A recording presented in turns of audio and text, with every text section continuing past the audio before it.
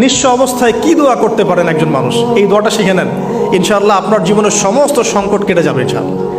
আমি নিজেও এই দোয়াটা বেশি বেশি করার চেষ্টা করি। দোয়াটা হচ্ছে, মুসা আলাইহিস সালাম একটা গাছের নিচে হেলান দিয়ে বসলেন, বসে দেখলেন দুইজন মেয়ে দাঁড়িয়ে আছে দূরে, পানি নিতে পারছে না, লোকজন পানি নিয়ে যাচ্ছে, ওরা দাঁড়িয়ে আছে বেচারি। মুসা আলাইহিস সালাম গিয়ে বললেন, কি সমস্যা আপনাদের? এটা নিয়ে আপনারা আবার মেয়েদের সাথে কথা বলার চেষ্টা করেন, ঠিক আছে? তো মাহারাম গায়রা মাহারাম মেনে চলে। তারা বললেন যে আমাদের বাবা অনেক বৃদ্ধ মানুষ, আমরা পানি নিতে পারি না যতক্ষণ না আমাদের কম পানি নিয়ে চলে যায়। মুসা আলাইহিস সালাম তো একটু বললাম না, ফিজিক্যালি খুব স্ট্রং ছিলেন, থাকে না বডি বিল্ডার, সামনে গিয়ে কথা বলে সরো পানি নিতে দাও, তখন মানুষ একটু মূল্যায়ন করে না। তো মুসা আলাইহিস সালাম এভাবে পানি নিয়ে দিলেন এবং বাছুরদেরকে পানি পান করালেন, করিয়ে গাছের নিচে এসে বসে আছেন। বসে বসে তিনি দোয়া করছেন, এই যে দোয়াটা তিনি দোয়া করছেন, রব্বি, একটা নেক কাজ করলেন, নেক কাজ করলেন না, মানুষের উপকার করলেন, নেক কাজ করে এসে গাছের নিচে বসে দোয়া করছেন, আল্লাহ এখানে তো আমার খাবার পানি বাসস্থান কিছুই নাই, আমি কি করব? রব্বি ইন্নি লিমা আনজালতা ইলাইয়া মিন খায়রিন ফাকির, রব্বি ইন্নি লিমা আনজালতা ইলাইয়া মিন খায়রিন ফাকির। আবার বলেন, রব্বি ইন্নি লিমা আনজালতা ইলাইয়া মিন খায়রিন ফাকির। অর্থ হচ্ছে, হে আল্লাহ, তুমি তোমার পক্ষ থেকে আমার উপরে যে নেয়ামতগুলো দিবে, আমি এর জন্য ফকির হয়ে বসে আছি। আল্লাহ অর্থ বুঝে পড়বেন ভাই, নামাজ রোজা হজ জাকাত যাই করেন আল্লাহর ওয়াস্তে অর্থ বুঝে পড়বেন। অর্থ বুঝে পড়লে আপনার ইবাদতের স্বাদ পাবেন, তৃপ্তি পাবেন, আল্লাহর সাথে কানেকশন হবে, আল্লাহর নূর পাবেন, মাআরিফত পাবেন, সত্য স্বপ্নও দেখবেন তখন ইনশাআল্লাহ। তখন শুয়ে শুয়ে সত্য স্বপ্ন দেখবেন ইনশাআল্লাহ। আল্লাহ পাক তৌফিক দান করে নেন। এবার আল্লাহ পাকের সাহায্য নেমে আসলো, ওই দুই মেয়ের মধ্যে একজন হেঁটে হেঁটে চলে আসছে। এবার এই মেয়ের হাঁটা সম্পর্কেও কোরআন কথা বলেছে, সুবহানাল্লাহ। এই মেয়ে কিভাবে হেঁটে এসেছে এই হাঁটার বর্ণনাও কোরআন দিয়েছে। কোরআন বলেছে এই মেয়ে হেঁটে আসছে লাজুক পায়ে। এখন আপনি এই পুরো ওয়ার্ল্ডের মেয়েদের হাঁটা দেখেন, লজ্জা আছে? তাহলে মেয়েদের সাথে লজ্জা একটা গভীর সম্পর্ক আছে। এই মেয়ের প্রশংসা আল্লাহ পাক কোরআনে করলেন, লাজুক পায়ে লাজুক ভঙ্গিতে অবনত নয়নে সে হেঁটে আসলো। এখন আপনি কেলে যান, গো টু খেল, আপনাদের টুইন টাওয়ারে যান, দেখেন সবার হাঁটার চলা দেখেন। হায়া লজ্জার কোনো বালাই আছে এখানে? আমি গত লেকচারে বলেছিলাম যে আদম আলাইহিস সালাম এবং হাওয়া আলাইহিস সালাম, ইবলিস তাদের সাথে প্রথম যে আচরণ করেছে ওই ফল খাওয়ানোর পরে, সেটা কি? তাদের গা থেকে পোশাক খুলে পড়ে গেছে, মানে নগ্ন করে দিয়েছে আমাদের পিতামাতাকে, মহাবিশ্ব নগ্ন করে দিয়েছে কে? ইবলিস। তো এখন এই পৃথিবীতে আমরা যারা নগ্নতার চর্চা করছি, তার কার এজেন্ট আমরা বুঝতে বাকি আছে? আমার কথা কি বুঝতে পারছেন কি না? এই কানেকশন মেলানোর চেষ্টা করেন, ডটসগুলো মেলানোর চেষ্টা করেন। সামনে যাই প্রিয় ভাই, এই মেয়ে এসে বলছে, আমার বাবা আপনাকে ডাকেন, আমার বাবা আপনাকে ডাকছেন। তিনি গেলেন, বাবা শুআয়ব আলাইহিস সালাম। তখন এক বোন ইনডাইরেক্টলি বাবাকে বোঝাচ্ছে যে বিয়ে শাদী দিলে ভালো হয়। এক বোন বলছে যে আপনি তো তাকে পুরস্কৃত করতে চাচ্ছেন, তাহলে এইরকম কবিউন আমিন একজন মানুষকে সবচেয়ে ভালোভাবে পুরস্কৃত করা যায় তার যথাযোগ্য প্রতিদান দেওয়ার মধ্য দিয়ে। তো মেয়ের ইশারা বাবা বুঝেছেন, তিনি নিজের এক মেয়ের সাথে মুসা আলাইহিস সালাম বিয়ে দিলেন, সুবহানাল্লাহ। তবে শর্ত দিলেন, দেন মোহর কি? মোহর তো নাই। মোহর কি এবার? মোহর হচ্ছে 8 বছর তোমাকে আমার ফার্মে কাজ করতে হবে। এটা আগেকার একটা স্টাইল ছিল, সুন্নাহ। এটা এখন নাই যদিও, আগে এরকম ছিল যে দেনমোহর দেওয়ার জন্য এই একটা পদ্ধতি ছিল। যেমন ইয়াকুব আলাইহিস সালামের ক্ষেত্রেও এরকম 7 বছরের কথা আসছে, তিনি 7 বছর তার শ্বশুরের ফার্মে কাজ করেছেন। এটা নতুন ছিল না ওই সময়, এটা কমন ছিল। এখন যেমন আমাদের দেশে কমন 10 লাখ টাকা মোহর হবে, 10,000 টাকা দিব, বাকিটা সব বাকি, তাই না? তো এরকম আর কি কমন কিছু বিষয় থাকে আর কি। আস্তাগফিরুল্লাহ, মাফ করো, বলবে বাসরাতে, বলবে আমাকে মাফ করে দাও। শুরুতেই নিজের গায়রথহীনতার পরিচয় দিল। আবার এদিকে শ্বশুরের কাছে মাশাল্লাহ মোটা অঙ্কের ডোনেশন নিতে চাচ্ছে, যৌতুক। বিয়ে আমাদের ওখানে মাশাল্লাহ মানে কেনা বেচা, মেয়ে বিক্রি করতেছে আর ছেলে কিনতেছে। এবার 8 বছর পূর্ণ করা হলো, তিনি আরো 2 বছর 10 বছর পূর্ণ করলেন।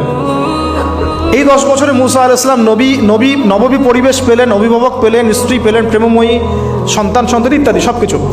এবার আল্লাহ রাব্বুল আলামিন তাকে মিশরের দিকে যাওয়ার যে সময় তো এখন হয়ে গেছে, 10 বছর হয়ে গেছে, মিশরের দিকে যেতে হবে। যাওয়ার পথে স্ত্রীর প্রসব বেদনা উঠেছে। তখন মুসা আলাইহিস সালাম আগুন খুঁজছেন। আগুন কি খুঁজছেন ভাই? আগুন খুঁজতে তুর পাহাড়ের ওখানে গিয়ে দেখছেন যে আগুন গাছে জ্বলছে। সবুজ পাতার উপরে আগুন, তিনি অবাক। এই সময় আওয়াজ আসলো, বিসমিল্লাহির রহমানির রহিম, ইন্নী আনা রব্বুক ফাখলা'না আলাইক ইন্নাকা বিল ওয়াদিল মুকদ্দাস তুয়া।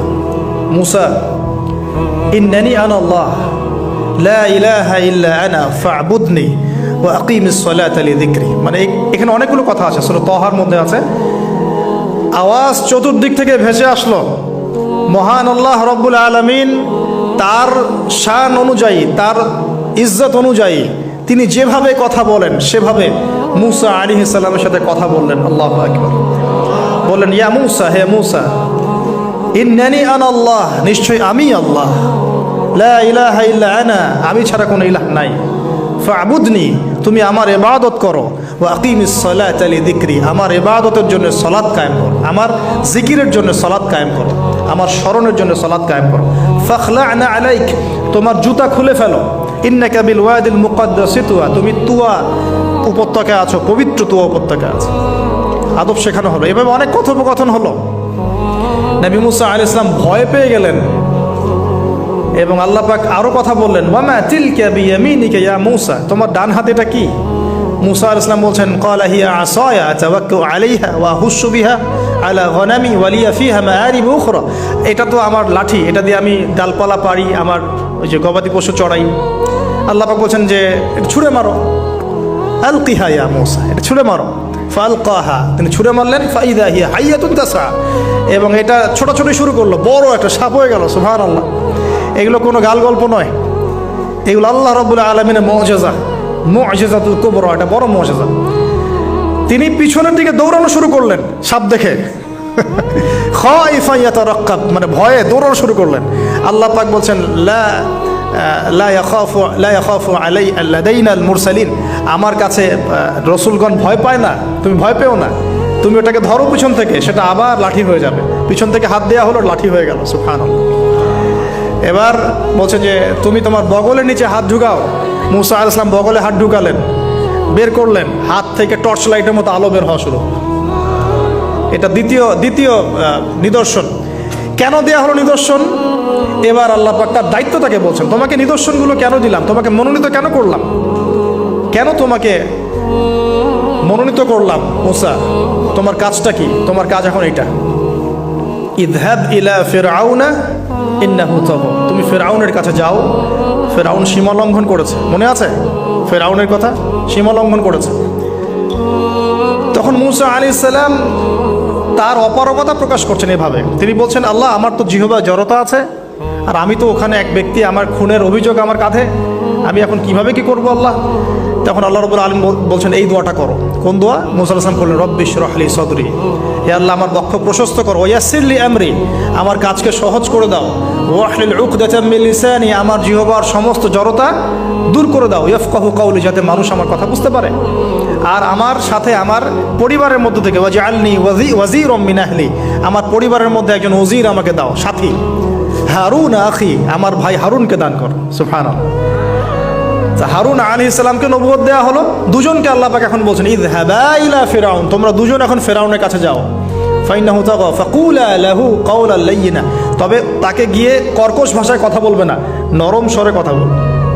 দায়ীদের এখানে সুন্নাহ, দায়ীদের জন্য শিক্ষা আছে, দায়ী আলেম যারা মুবাল্লিগ তাদের শিক্ষা আছে। ফিরআউনের সামনে গিয়ে দাওয়াত দিলেও কিভাবে দিতে হবে? ফাকুলা লাহু কাওলান লাইয়িনা, নম্রভাবে কথা বলো। লাআল্লাহু, কেন নম্রতার সাথে? লাআল্লাহু ইয়াতাযাক্কারু আও ইয়াখশা, হয়তোবা নম্রতা প্রদর্শন করলে সে উপদেশ গ্রহণ করতে পারে, অথবা সে আল্লাহকে ভয় করতেও পারে। আল্লাহ পাক তো আগে থেকে জানেন সে ঈমান আনবে না, তারপরেও আমাদের আদব শিখাচ্ছেন আল্লাহ পাক এখানে। তারা দুজন চলে গেলেন, দাওয়াত দিলেন। ফিরআউন মশকরা করছে, ওয়ামা রব্বুকুম ইয়া মুসা, তোমাদের দুজনের রব আবার কে? হ্যাঁ, মুসা আলাইহিস সালাম বুঝাচ্ছেন, রব্বি আল্লাযী, আমার রব সেই রব যিনি জীবিতকে মৃত করেন, মৃতকে জীবিত করেন, ইত্যাদি। মানে যার হুকুম ছাড়া একটা গাছের পাতাও নড়ে না, যিনি মাটি থেকে সব উৎপন্ন করেন, বৃষ্টি বর্ষণ করেন, সব বুঝালেন। ফিরআউনের বক্তব্য তখন এটাই ছিল, তোমাদের কাছে কি কোন নিদর্শন আছে, কোন আয়াত নিদর্শন আছে? হ্যাঁ, নিদর্শন আছে। কি? লাঠি ছুঁড়ে মারলেন, সাপ হয়ে গেল। এখন ফিরআউন বলছে, এটা তো জাদু, এটা কি? আমার জাদুকররা ওটা পারে, জাদুকরদেরকে ডেকে না হলো, জাদুকররাও লাঠি ছুঁড়ে মারলো, সাপ হয়ে যাচ্ছে। কিন্তু এই বড় সাপ ওদের সব সাপকে খেয়ে ফেললো। তখন ফেরাউন কিন্তু ভয় পেয়ে গিয়েছিল। এরপরেও এই হাত বের করে আলোর এই নিদর্শন দেখানো হলো, তাওহীদের দাওয়াত দেওয়া হলো, ফেরাউনকে ভয় করতে বলা হলো, ফেরাউনকে সতর্ক করা হলো যে আমার রব, আপনার রব, সবার রব হচ্ছেন আল্লাহ। সব কিছু বোঝানো হলো, কিন্তু ফেরাউন এই কোনো কথাই গ্রহণ করলো না।